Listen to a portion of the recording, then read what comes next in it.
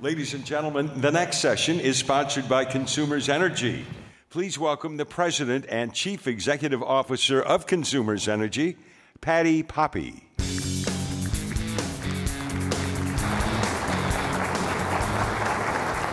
Well, good morning. It is my privilege to represent the people of Consumers Energy in welcoming Walter Isaacson to the stage. His dossier is long and accomplished. He's currently the president of the Aspen Institute, but formerly was chairman and CEO of CNN. He was also managing editor at Time, and many of us know he's written some amazing biographies. And every time I read one, the next one, he does better than the one before. And you keep imagining, how can he keep doing such a great job? Ben Franklin and Einstein and Steve Jobs, and then most recently, the innovators. A great compilation of a century of innovation, geeks and geniuses who have created the digital revolution. But I have an idea while he's here in Michigan. I think we might be able to encourage him to pick one of our great Michigan heroes, and maybe Henry Ford or modern-day Mary Barra, or maybe Berry Gordy. I hear he's a big music fan. He's from New Orleans, so maybe we can talk him into doing a Michigan story next. But rumor has it Leonardo da Vinci is his next one, and we all can't wait for that to come out. So it is my privilege. Please help me welcome Walter Isaacson to the stage. Let's give him a pure Michigan welcome.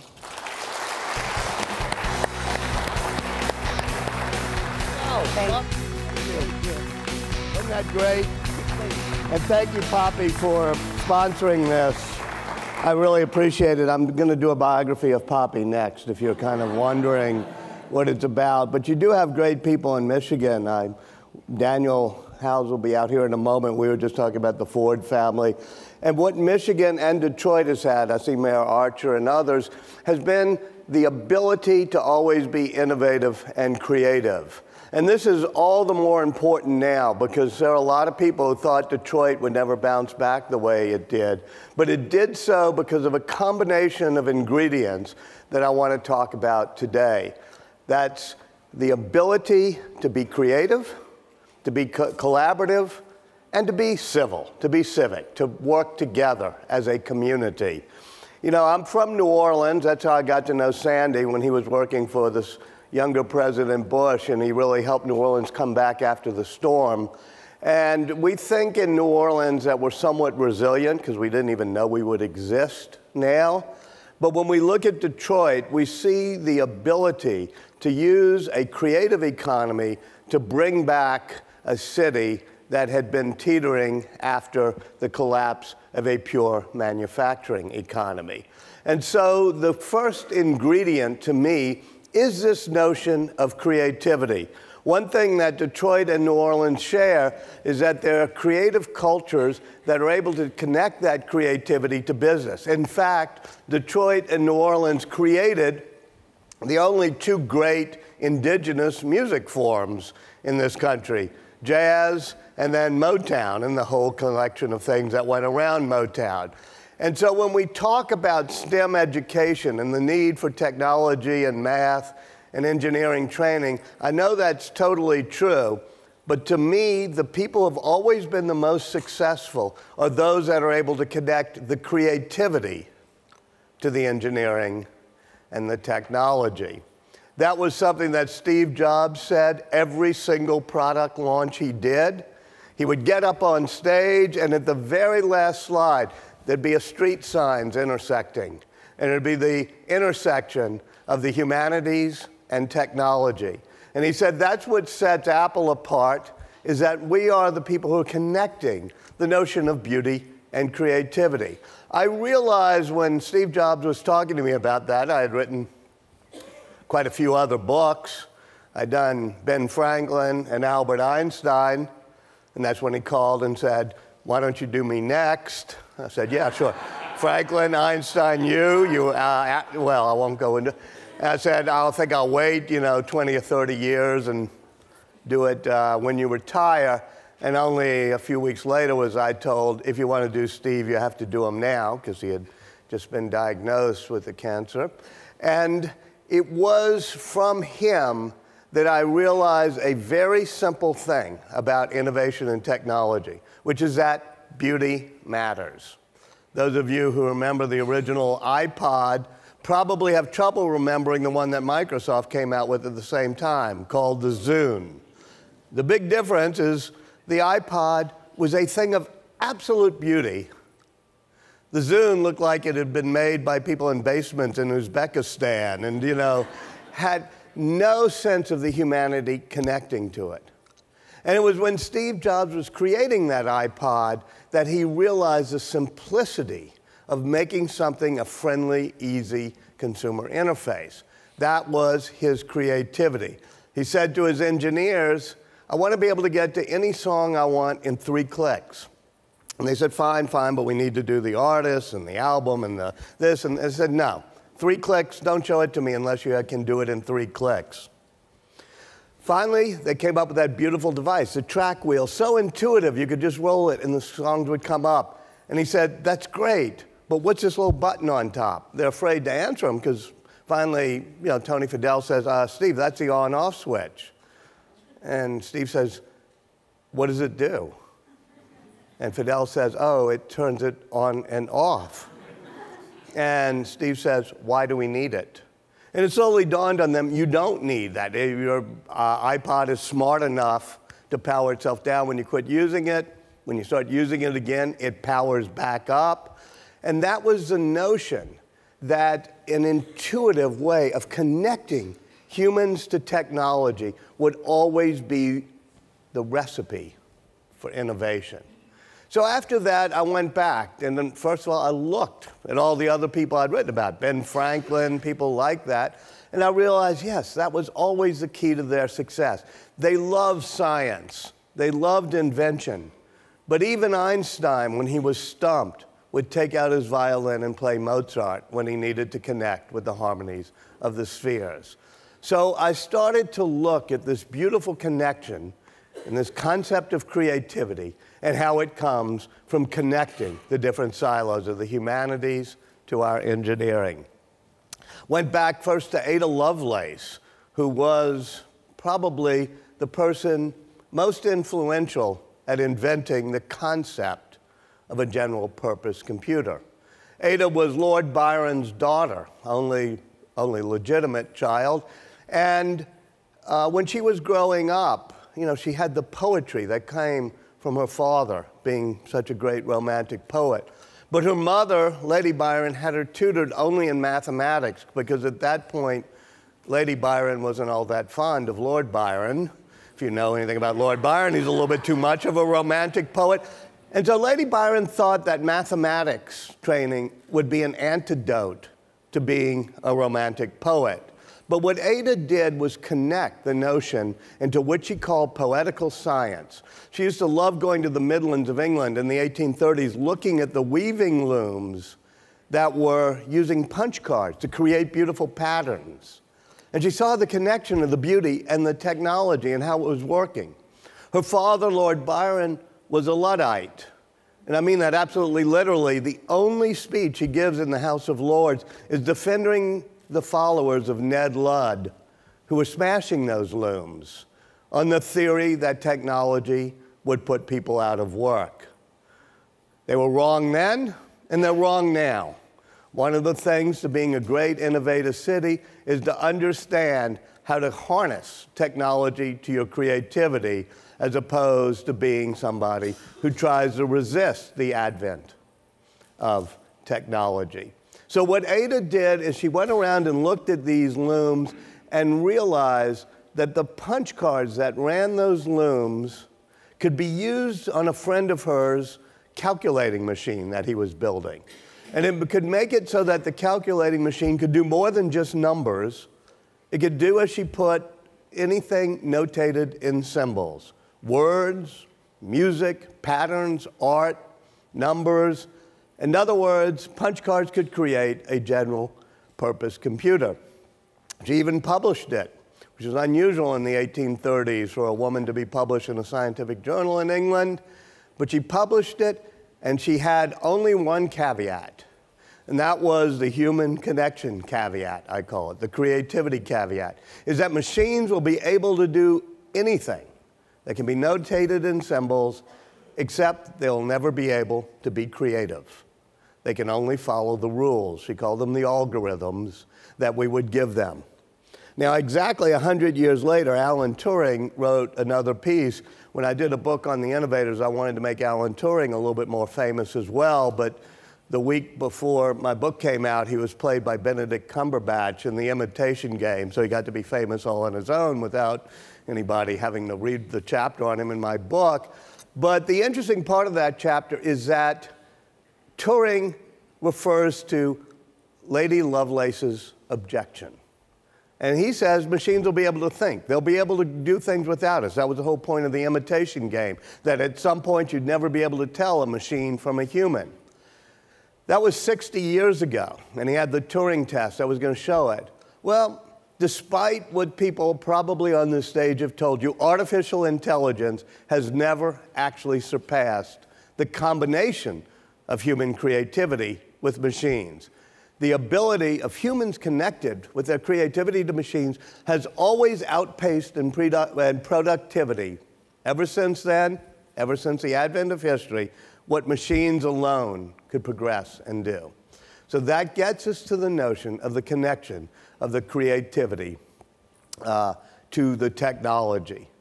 Whenever you need to do something like that, the core is to remember that beauty really matters, that it's your creativity you're pouring into a thing that matters.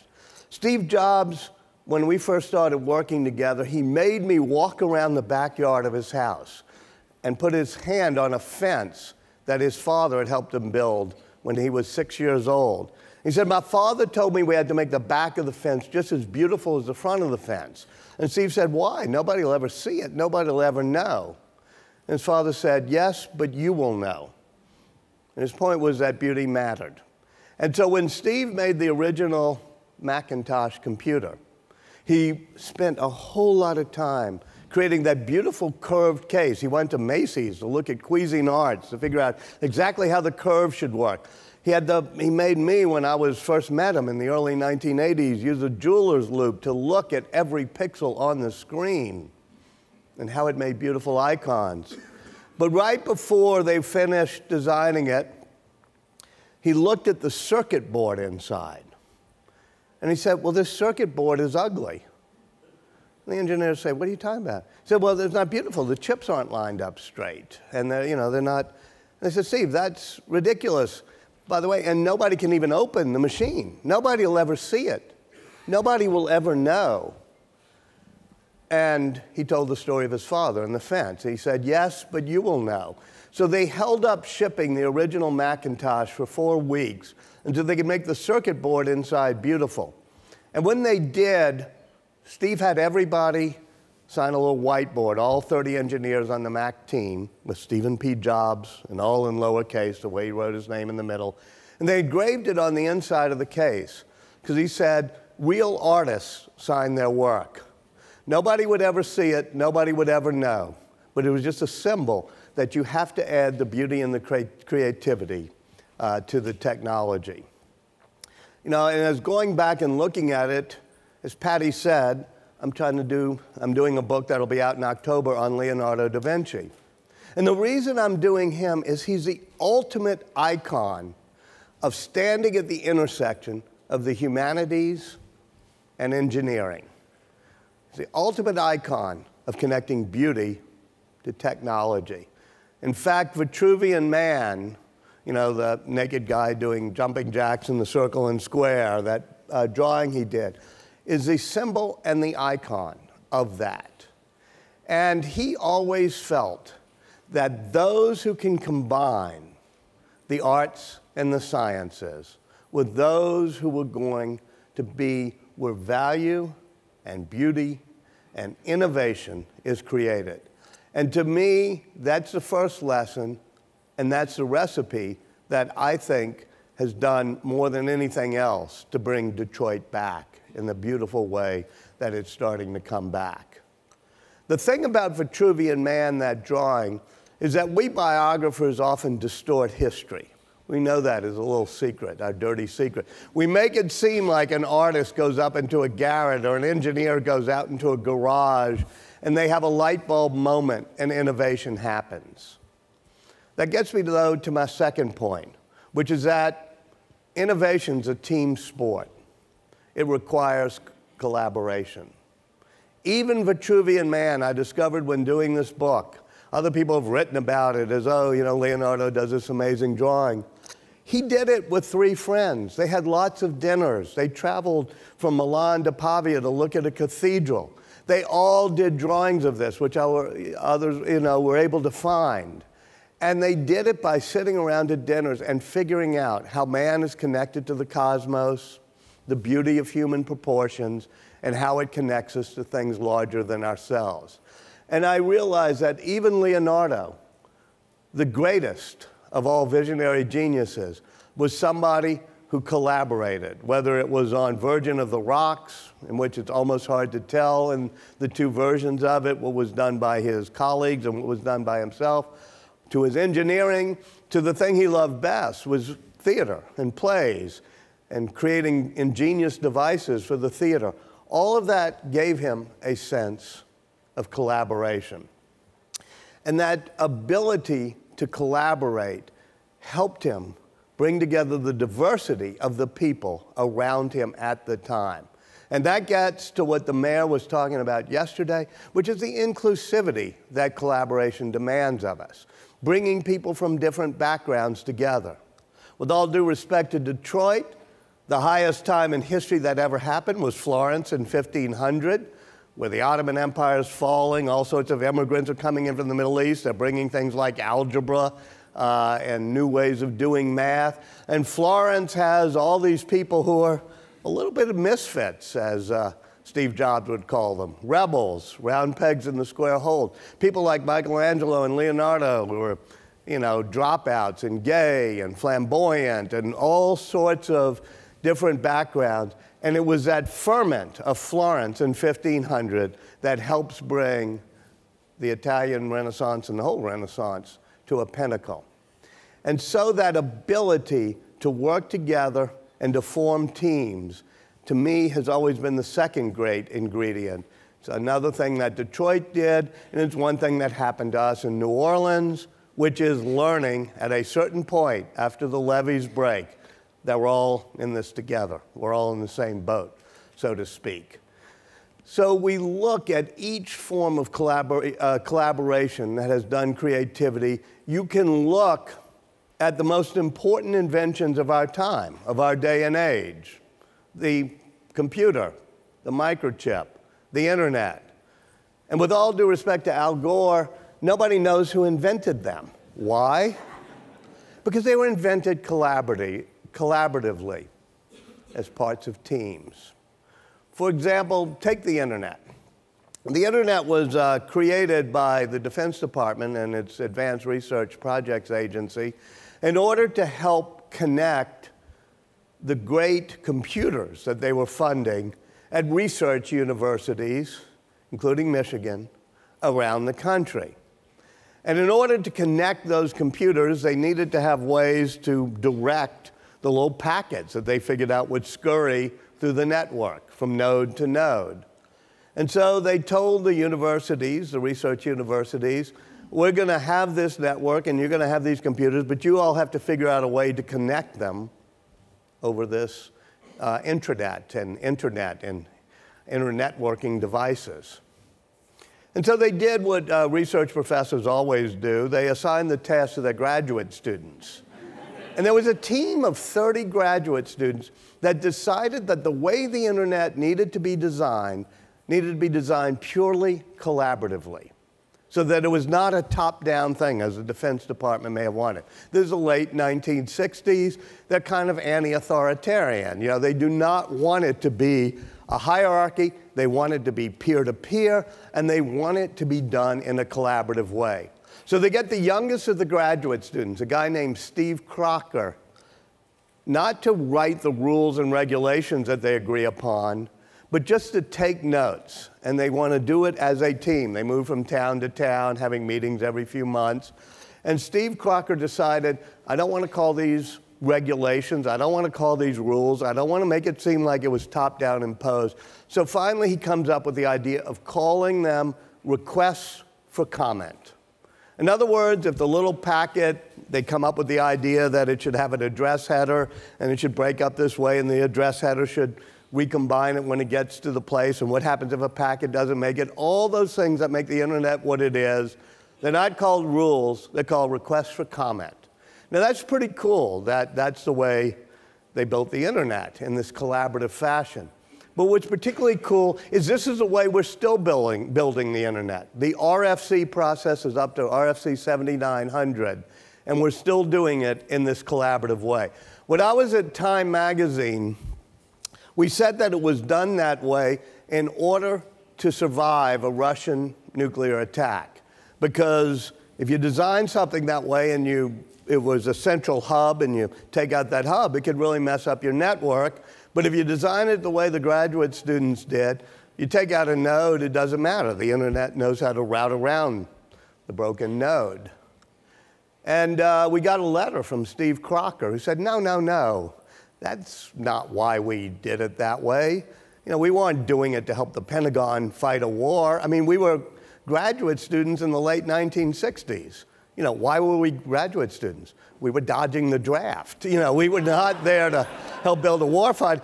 And he said, I wrote a letter to Time, you know, saying this. Time didn't print it. When I went back to interview him, he told me about that.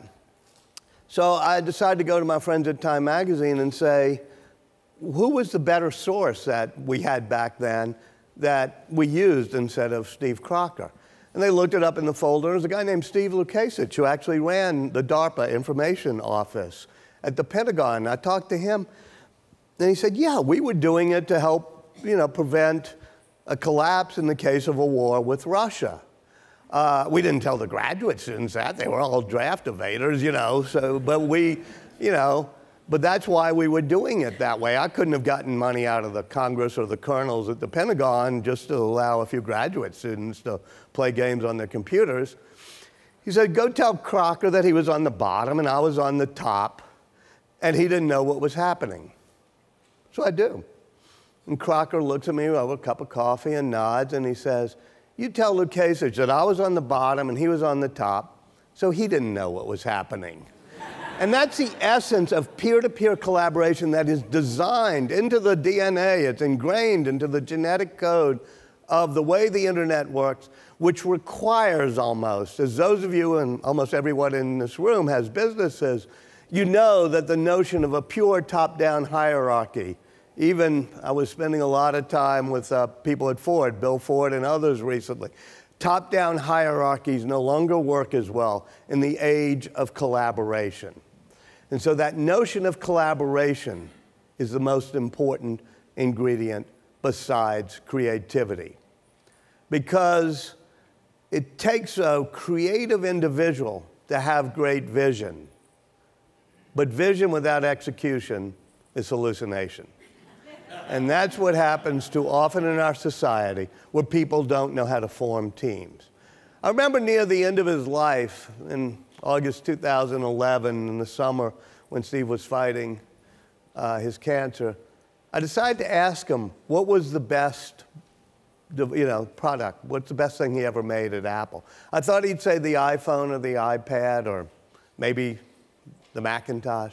He said, no. He said, you weren't listening to me. This is the way he always talked. He said, creating a good product is hard.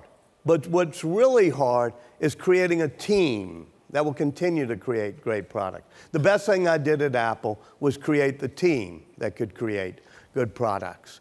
And it was that passion for creativity and the type of leading a team into a breach that really made his company so innovative back when Apple was doing these products. And for him, it required what they sometimes called a reality distortion field. That's the type of passion you need to bring a team to do things it didn't know it would be able to do. One of the parts of my book is that he was a pretty tough leader. He could be a jerk at times. They actually have a word out in Silicon Valley that begins with an A, that's even nastier for what he was. But in my book, I say, yes, he could be a jerk at times. He pushed me, he drove me to distraction, but he also drove me to do things I didn't know I'd be able to do. And that's why some people sometimes come up to me after a talk and say, I'm like Steve Jobs, you know, I drive people to distraction. I said, yeah, but you know, have you ever made the iPod or the iPhone? You have to push them to do great things. And that's what Steve was able to do. That reality distortion field started early on when he was working with Wozniak, his friend, at Atari. And they decided they had to do a video game. And Steve says to Woz, you got to code it by this weekend because we got to get back to the apple farm where we work. That's hence the name of the company they eventually founded. Woz said, Steve, you don't even know how to code that well. I can't do it in 4 days. It's going to take me a couple of weeks. Steve had gone to India and found a guru when he dropped out of college. And the guru had taught him to stare without blinking. And he would just stare. And he stared at Woz and said, don't be afraid. You can do it.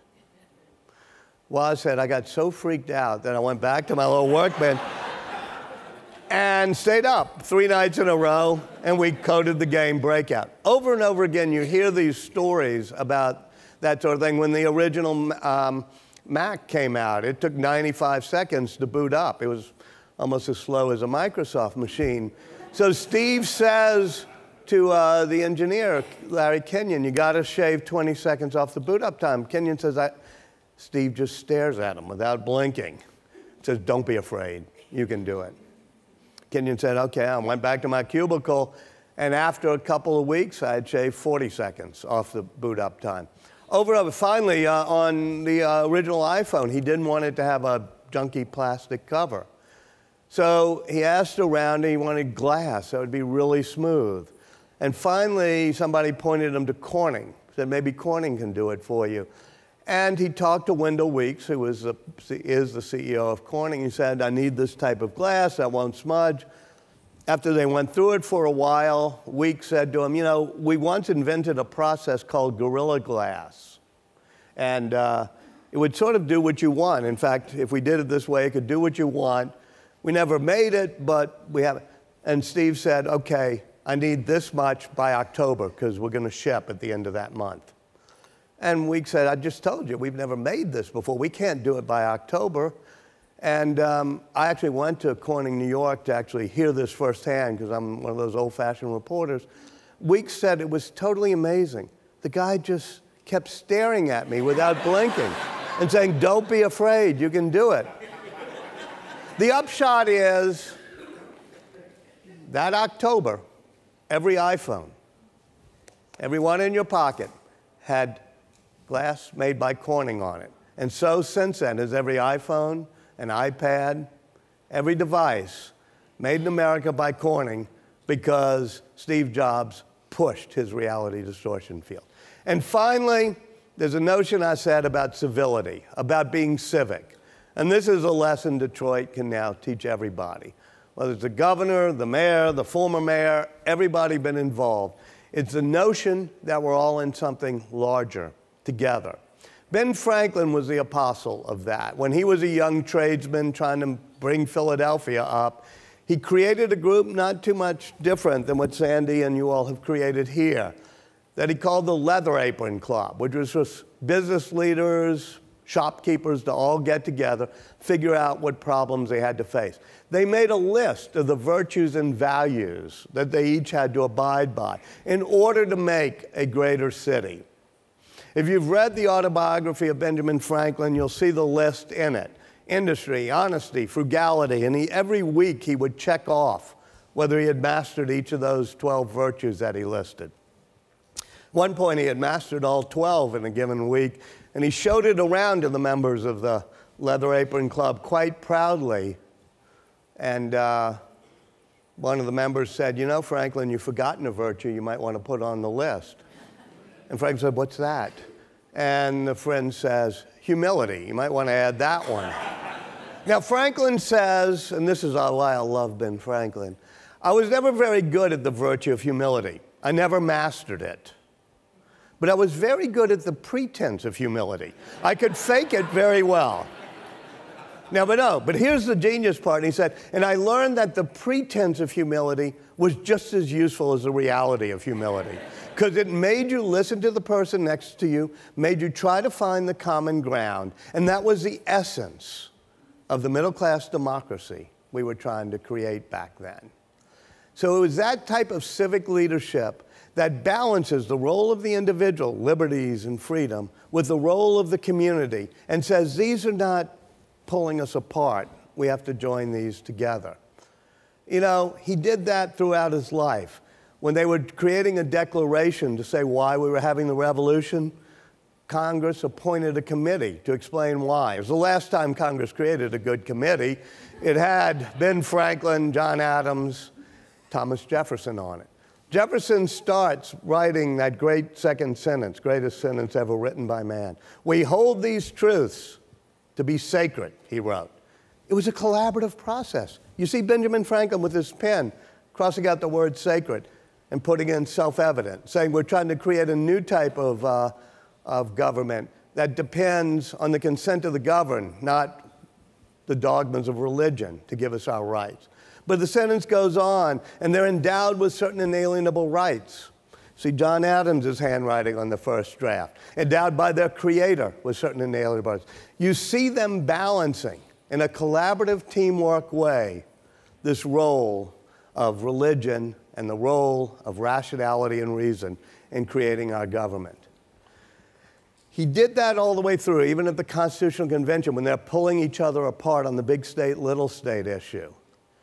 He finally says, when we were young tradesmen here in Philadelphia, we'd get together in our economic forums, and if something didn't work, if we had a joint of wood that didn't fit together, you'd take from one side, then you'd shave from the other side, and you had a joint that would pull together for centuries. And so we here, too, at this convention, must each part with some of our demands, and he comes up with the compromise of a House and a Senate that they vote on. His point was that compromisers may not make great heroes, but they do make great democracies. That's some of the collaboration we've forgotten about these days. On his deathbed, Benjamin Franklin had given to the building fund of each and every church built in Philadelphia. And at one point, they were building a new hall next to Independence Hall. And he wrote the fundraising document. It said, even if the Mufti of Constantinople were to come here and preach Islam to us, and to teach us about the Prophet Muhammad, we should offer a pulpit and we should listen, for we might learn. And on his deathbed, he was the largest individual contributor to the Mikveh Israel Synagogue, the first synagogue built in Philadelphia. So when he died, instead of his minister accompanying his casket to the grave, all 35 ministers, preachers, and priests of Philadelphia linked arms with the rabbi of the Jews and marched with him to the grave.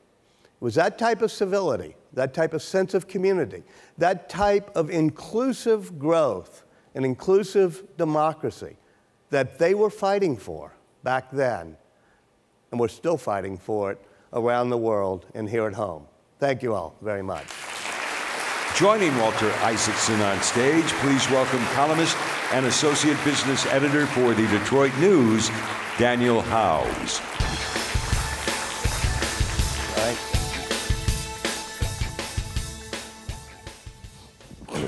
So a great journalist who's been spending a lot of time this past couple of weeks on big stories here. Big stories. Thank you for being here, Brian. Yeah, my pleasure. You wrote the book on Steve Jobs. You've spent time with Ford Motor. You talked about that earlier. I'm going to get into Ford in a second, but one of the things I think, and a lot of us I think in this room think, is that the Detroit versus Silicon Valley is kind of the epic battle of our time. Absolutely. So my question is very simple. Who's going to win?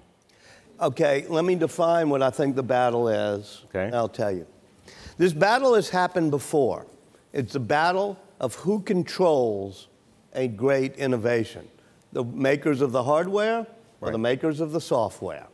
Is it going to be, in the case of the automobile, those at Google and other places that are creating the software that will create autonomous vehicles, or will the car companies sort of own the product, own the brand?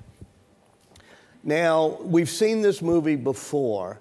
It's why Bill Gates was so successful, is that everybody thought the people who made the computer, whether it be Compaq or K-Pro, only you and I remember those names, and I don't know, there were some others back then.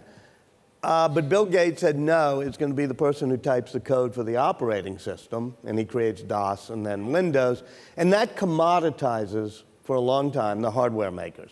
Whether you're Compaq or Hewlett-Packard or Dell or whatever, it didn't really matter. People didn't care because the people who really made the money were the people, Microsoft in particular, but Apple as well, who wrote the software. So that's the battle happening here in the auto industry.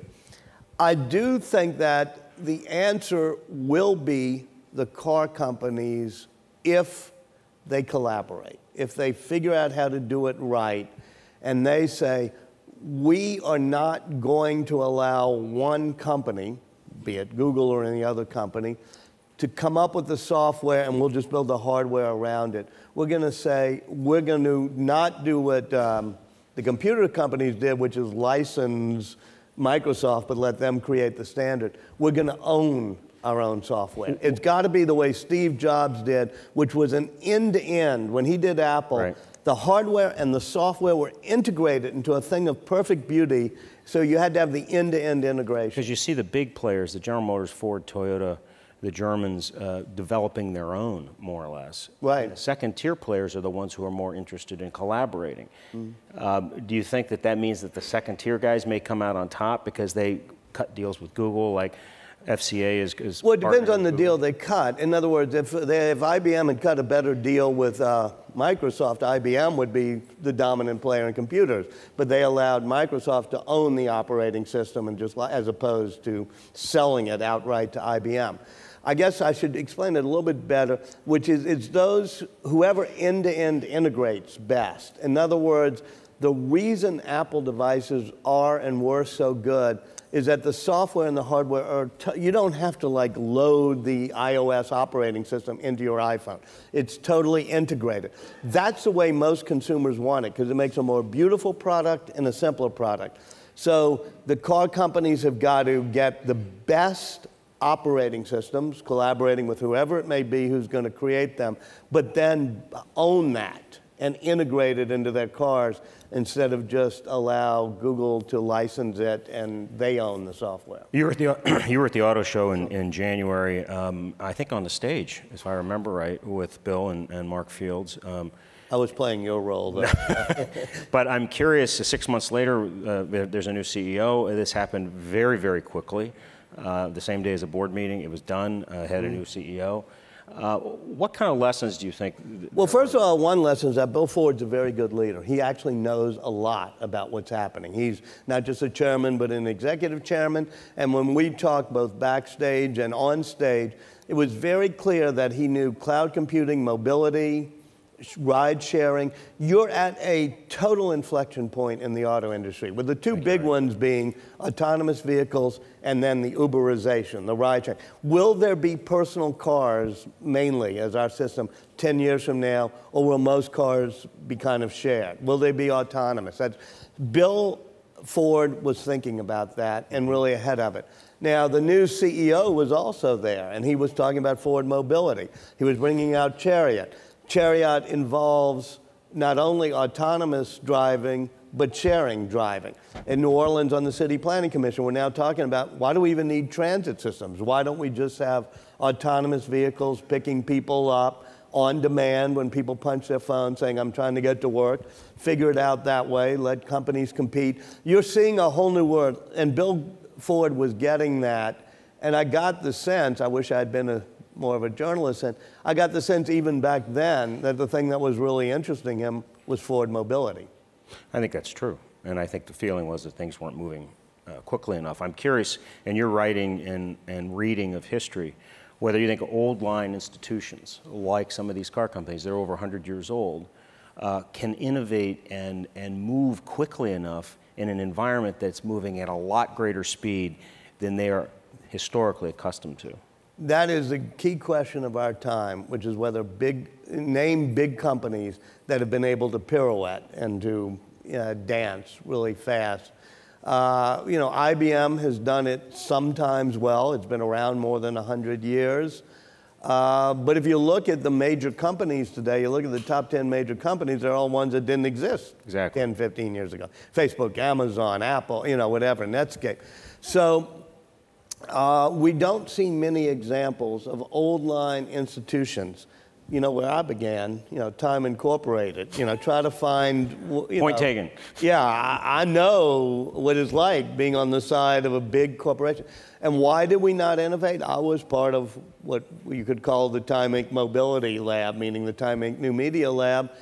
And I kept getting pushback, we did, you know, from higher ups that, oh, if we put everything on the internet, that'll cannibalize what we do. And so the fear big companies have is they'll cannibalize their existing revenue streams.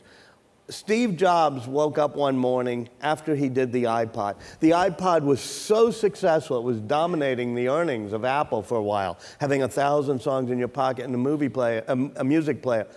And he was worried. So he comes in and he says, if the brain dead people who make cell phones ever come to their senses, they'll put music on cell phones and we'll be toast.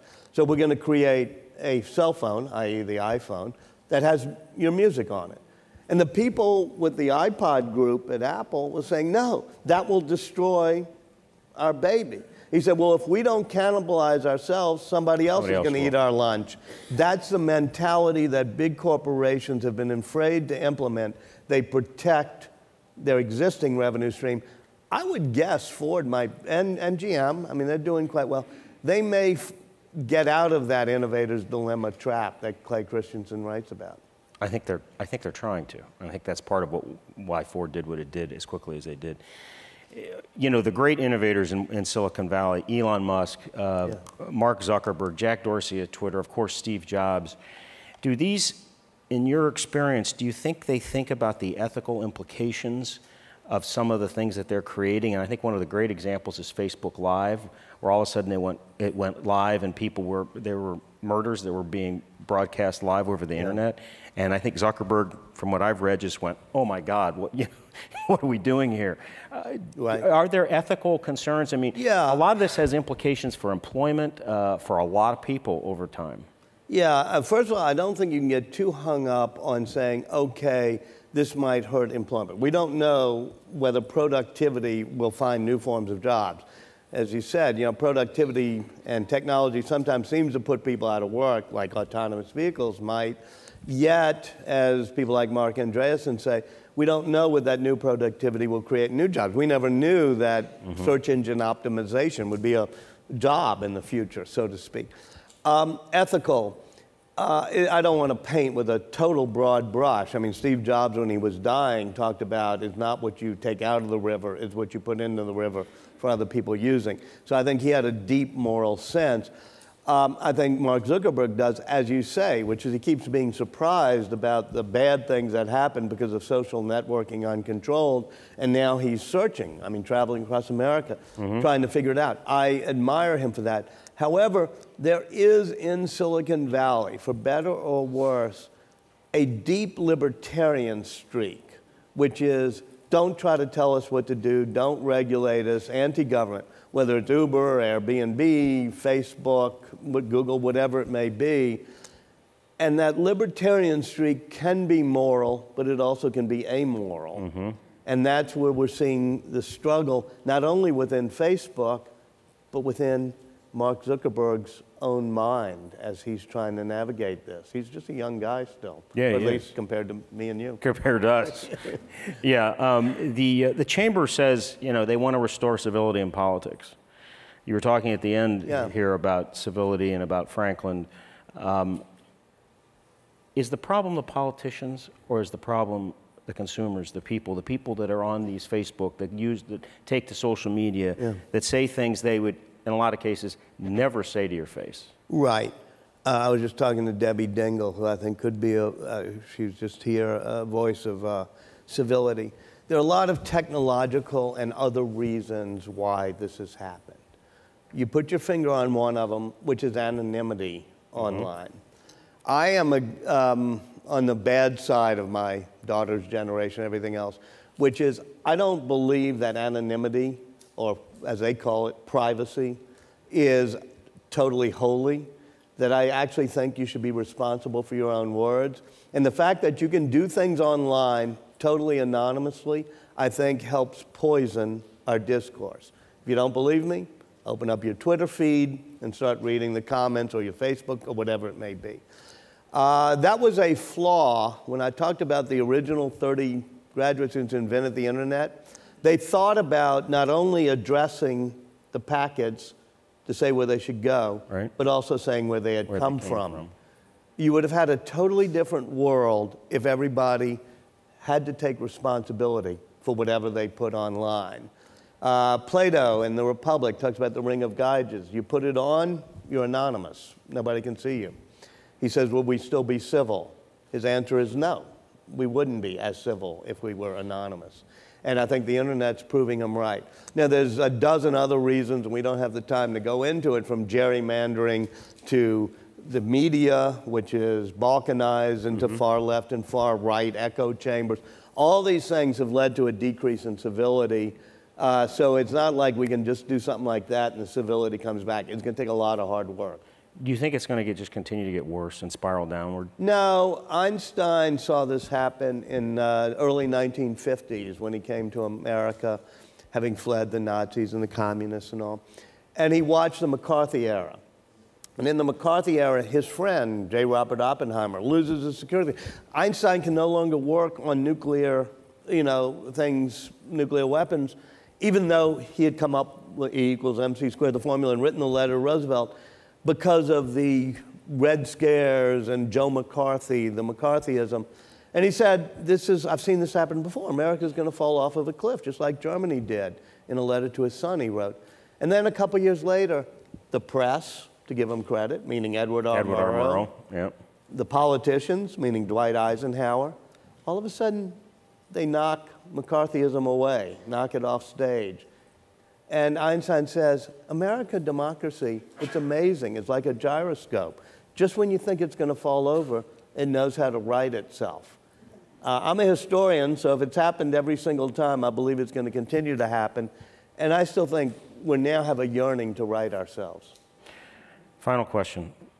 In all of your writing, I'm particularly interested in how it applies to Steve Jobs.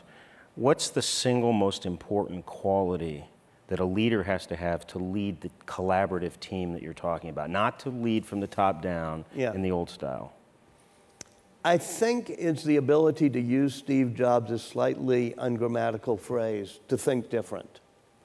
To say, all right, we're going to be crazy enough to think we can change the world. In my biography of Steve, I talk about all the times he just was able to think out of the box.